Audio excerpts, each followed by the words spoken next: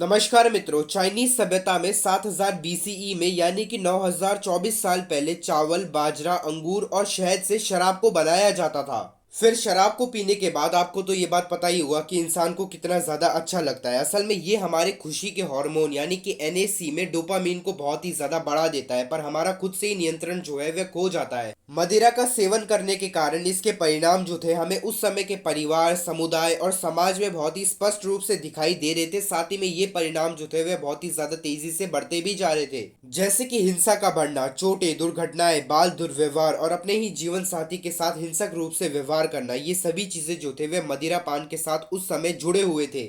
पर जैसे जैसे समय जो था वह बीतता जा रहा था, उसी प्रकार मदिरा का प्रभाव जो था वह समाज पर ही नहीं बल्कि बड़े बड़े साम्राज्यों के ऊपर भी होना शुरू हो गया था। इसमें से एक था मैसिडोनियन साम्राज्य। इसके राजा जो थे वह अलेक्जेंडर द ग्रेट थे और इनकी मृत्यु का कारण जानते हैं वो क्या था? वो था कि मदिरा पान हद से भी ज्यादा करना। बिल्कुल ऐसा ही कुछ जो था वह मुगल साम्राज्य के चौथे बादशाह यानी कि जहांगीर के साथ भी हुआ था। 1627 में इनकी मृत्यु हो गई थी सिर्फ मदिरा पान करने के कारण।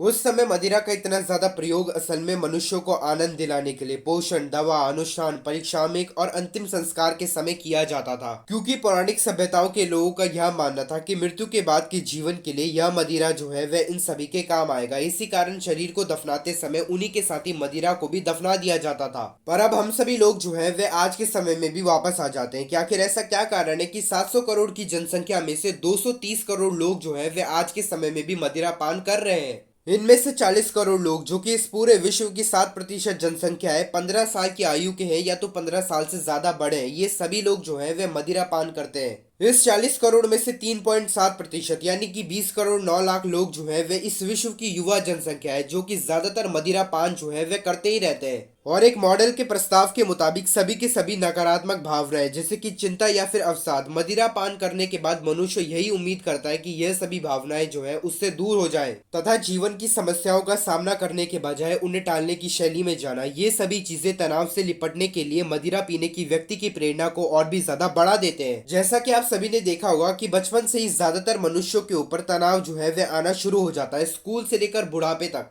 सबसे पहले तो यही तनाव आता है कि स्कूल में बहुत ही ज्यादा अच्छे नंबर चाहिए ही चाहिए, 80+ चाहिए ही चाहिए। और फिर बड़े होकर ये तनाव आ जाता है कि तुम अपनी जिंदगी में कुछ करके दिखाओ। वैसे तो दोस्तों ये दोनों बातें जो है वे बिल्कुल ही सही है, क्योंकि हमें ज्यादा से ज्यादा पढ़ना चाहिए ताकि भविष्य में हमें कोई बढ़िया सा काम मिले और हम अपने परिवार के साथ बहुत ही खुशी से आराम से जी पाए। पर आज के समय में ज्यादा ज्ञान लेने से ज्यादा जरूरी ये बन गया है कि तुम्हारे कितने ज्यादा नंबर आए, कहाँ पर और क्या काम करने से ज्यादा जरूरी ये बन गया है कि तुम्हें तनख्वाह कितनी ज्यादा मिलता है। यही वो कारण है क्योंकि आज के समय में मनुष्यों ने खुद के जीवन को जीवन कम और प्रतियोगिता ज्यादा बना दिया है कि हमारे पास कम क्यों है और उनके पास ज्यादा क्यों है। यही वो एक सबसे बड़ा तनाव है। या फिर आज के समय में जो रिलेशनशिप होते हैं जिनमें से 85% रिलेशनशिप जो है वह सिर्फ एक साल के अंदर ही खत्म हो जाते हैं। ये दोनों चीजों का तनाव जो है वह उन बड़े कारणों में से है जिनका अनुभव होते ही ज्यादातर मनुष्य जो है वे मदिरा पान करते ही करते हैं। यह सब कुछ जानते हुए भी कि जब भी आप मदिरा पान करते हैं तो फिर आप मदिरा को पचा नहीं सकते हैं। यह जल्दी से आपके रक्त प्रभाव में चला जाता है और आपके शरीर के हर हिस्से में पहुंच जाता है। आपके शरीर में मदिरा जब जाता है तो फिर यह सबसे पहले आपके मस्तिष्क को ही प्रभावित करता है, फिर आपके गुर्दे, फेफड़े और यकृत को।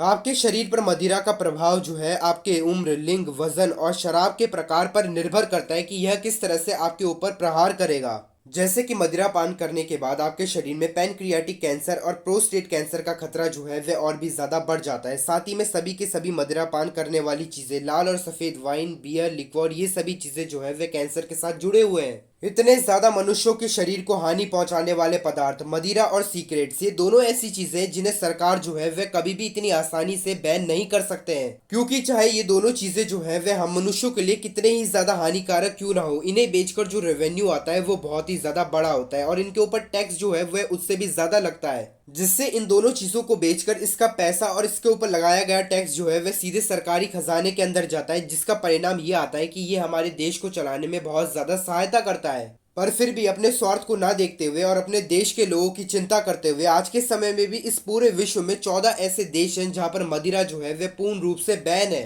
साथ में भारत के अंदर बिहार, गुजरात, मिजोरम, नागालैंड जैसे 4 राज्य हैं और लक्षद्वीप जैसा एक ऐसा यूनियन टेरिटरी है जहां पर मदिरा जो है वह पूर्ण रूप से प्रतिबंधित है, जो कि हमारे देश के इन 5 जगहों के नागरिकों के लिए बहुत ही ज्यादा बढ़िया है। पर अब आप हमें कमेंट सेक्शन में यह लिखकर बताएं, क्या आप सभी ने कभी ना कभी अपने जीवन में मदिरा का सेवन किया है?